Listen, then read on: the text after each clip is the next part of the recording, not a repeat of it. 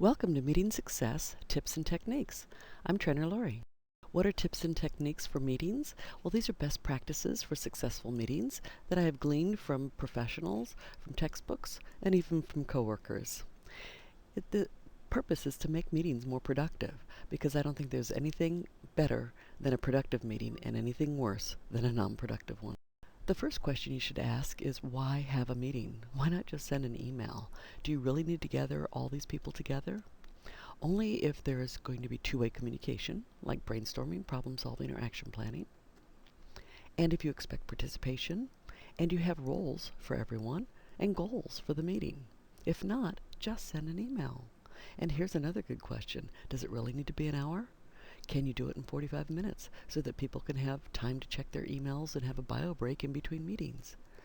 So keep that in mind. Just because Outlook says it needs to be an hour doesn't mean that you have to make it an hour. The number one best tip of meetings that I surveyed from everybody is make sure you have an agenda in writing prior to the meeting. So it's sent in advance. It has doable goals and real time frames and the roles of the participants and their level of expected participation. For example, this is a beautiful one that I found. Notice that it says what is going to happen during this time frame. And you can see, and if there's somebody in charge of that action item, what is expected and how much time. Of course, that means that you're going to have someone who keeps track of the time, a timekeeper. Another great idea for meetings is the 2-minute huddle. It's just a quick round robin. You stand up, you don't sit down. It always starts on time, even if people aren't there, including the leader of the meeting. And you only give updates that affect others. This is great for a team environment where they're all working on a project and things might affect them. And you don't waste time by sitting down. What is your role in the meeting? If you're not in charge, what are you expected to do? Well, prepare in advance. If somebody sent an agenda, you should look at it and see if there's anything on there you need to do. Listen and then ask great questions. Participate. Make useful comments. No comments that people can't use, like that won't work. Say, I don't think that'll work because, and give some explanation. Act assertively. That means you get what you want without stepping on other people's rights. And think creatively. Think outside the box. Don't just go with the flow. Take notes, especially of your promises. Write down the things that you say you're going to do so that you actually can act on them.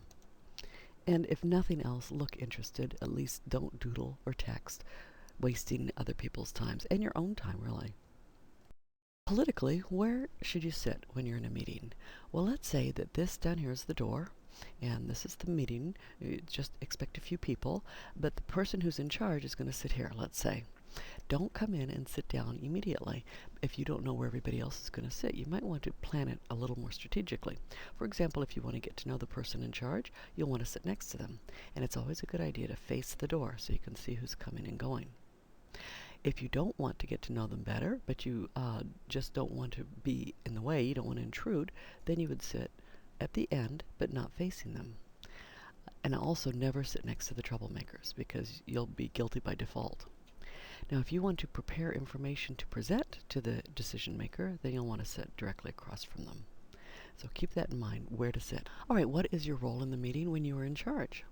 Well, you follow the agenda, create it, and then follow it. Make sure that you follow it. Assign a timekeeper so that you can keep on time, and a scribe. And a scribe would be someone to take notes. You don't have to take notes if you're in charge of the meeting.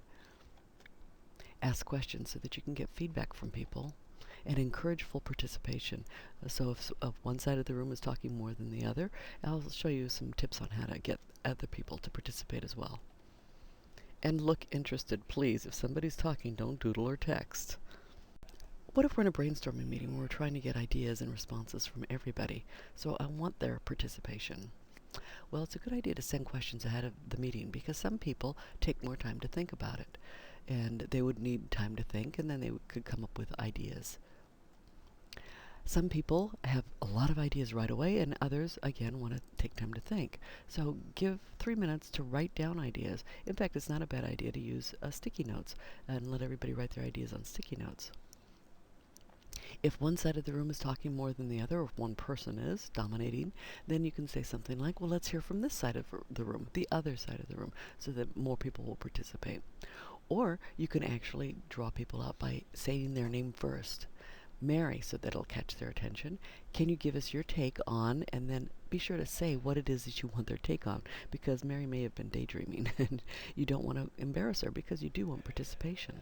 If you want to get lots of ideas from everyone, make sure you give them time to write down their ideas, and again, use sticky notes. And ask everybody for at least one idea, one at a time, so that way you can go all the way around the room and get participation. Then you can brainstorm as a group to generate even more ideas and get them to write them down as well. And then post them on the wall, on the board somewhere, grouped into themes. So if some of them are similar, then you can, it's easy to see what's what. And then once everyone has contributed, let them go out of order. And if they've got an idea, write it down. The problem with brainstorming is creativity killers. And I always say duck. Don't use creativity killers. Like, that won't work. We've tried it before. It costs too much. At that point, you need some visual reminder that we don't want to use creativity killers. And I think a duck is a really good one. Just a little rubber duck that you can have in the meeting. You can squeeze it and make it squeak when somebody is in that mode and you're trying to be creative, because you cannot be creative if somebody is being negative. So everybody has to be positive. You also can use the hats, and have two hats. The that won't work hat is the black hat, and that's known as the critic. And it's okay to have that, but only during the time when you're trying to be more judgmental. If you're trying to be creative, then you need a green hat. And then it should say creative on it. And you may not have an actual green hat, but make sure it says creative on it.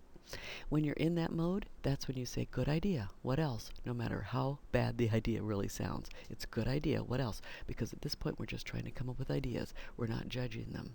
The black hat mode is when you judge them. So now we've got a whole bunch of ideas, and they're all posted on the wall. Now we want to filter them down. We want to let people vote on an idea. And it's a good idea to give them dots. These sticky dots are a great idea. And you can use different colors, or you can use all the same color. If you use different colors, they can have different focus. So, for example, let's say our sodium focus is most viable. That's the one that we're most interested right away. So we've got a whole bunch of ideas. Everybody gets to go vote. And so they take their blue dots and they vote on the ones that they like. You can choose ahead of time if you want them to be able to use all their dots on one, or if they have to choose one for each of the dots that you give them. And you can give them from 3 to 6 dots. And then at that point, if you want to render down the ones that have won, the ones that have the most votes, then you could say, okay, this time we're going to sort using the red dots on the most dramatic, what would cause us the most dramatic improvement. And so you can keep voting until you get just the one that you want. What if you have competing conversations? Let's head off those conflicts. One way is to use nonverbal communications, that lifted eyebrow, that just give them the eye, so to speak. Ask a question. Well, what are your thoughts on this? Sometimes when people have conversations, side conversations, it's because they're so excited. They have some great ideas and they want to share them. So why not get them to talk about it? Verbally interviewing, we can say something like, I'm afraid we're missing good ideas when everyone is talking at once. Let's keep one conversation at a time. Or you can establish a group signal. For example, the finger in the air, one finger in the air, say that we'll have one conversation. And as people put their finger up, the ones that are talking might realize, oops, we're the only ones talking. Oh yeah, it's time to put the finger up in the air. Our goal is to head off conflicts by using the language of respect. We do care for people's ideas. We want to hear what they have to say, but we want to make sure that we're using the right kind of language to get them to stop talking. So, for example, I suggest we listen to Jamie and verify that we understand what he's saying. So, if Jamie's getting frustrated because nobody's listening to him, now's the time that we can listen to him. Well, that's a great point. Because we don't have time to address what's not on the agenda, let's take that offline. We're not poo-pooing their idea. We're not putting it down. We're just saying now's not the time to talk about it. I understand how you feel. I felt the same way. Then I found out this is really good if somebody has an idea that is a good idea, but you already know that it won't work, and you want to explain why. And this is called Feel, Felt, Found. We're going to use something called Fist to 5 to get a quick gut check. People do have emotions, and we want to check and see how do they feel about something. So on a scale of fist to 5, how do you like this? And people will show a fist if they hate it, 5 if they love it, and 3 is somewhere in between. I could go either way. And so a 1 would be leaning toward the hate it, and a 4 would be leaning toward the love it. And a good question to ask is, what would make it a 5? How can we change this so that it will become a 5, so that people will be able to see the benefits to something and see how to make it work instead of just fighting against it. These are meeting pet peeves that people have told me are their most frustrating things about meetings. This is what we want to overcome. For example, no time management. And of course, if we have an agenda, that will respect their time. If we wait for people that are late, we might just say, let's start without them because I want to respect your time for the people who did show up. So keep in mind that when people show up on time, you should reward them, not hold them hostage to a longer meeting. Personality clashes, those you have to address prior to the meeting. Let them know, look, I know you guys don't get along, but please, this meeting is not the place to show your differences. Conversation hogs. Some people just have lots of ideas or want to be heard. So we might say something like, well, great thought, Joan. We don't have the right people here to address that. See me afterwards and we can talk about it. So we don't want to keep her from talking. We just don't want to talk about that right now. Some technical issue that's not planned for. For example, the projector doesn't work. The computer doesn't have the right software on it. Or if it's a webinar, you don't have the right equipment. You've got to plan and practice and come in at least 15 minutes prior to make sure things are working. If it's a huge meeting, you'll want to come in a day ahead just to verify everything's working. If you are doing a phone or web meeting, as the leader, make sure you log on 15 minutes before the start of the meeting. And then if you need to run into the potty or do something beforehand, other people can join as needed. Use a handset or a headset, but not speakerphone. It's very distracting and echoey, and it's hard to hear. Speak clearly, slowly, and enunciate. Use more of your mouth when you talk so that people can hear you better.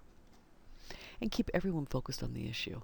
If there's a conversation that seems to be going the wrong direction, say, that sounds interesting. How does that relate to this issue? To keep them coming back to the issue.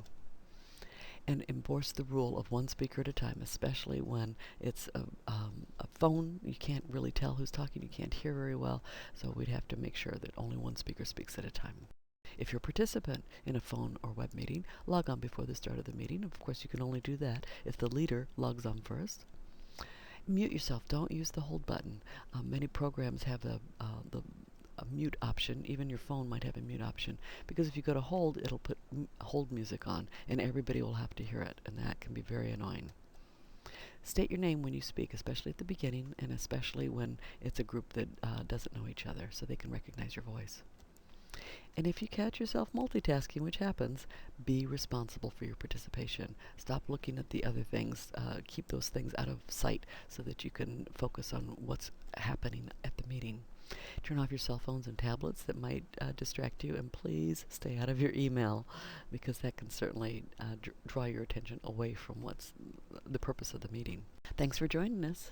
We'll see you next time.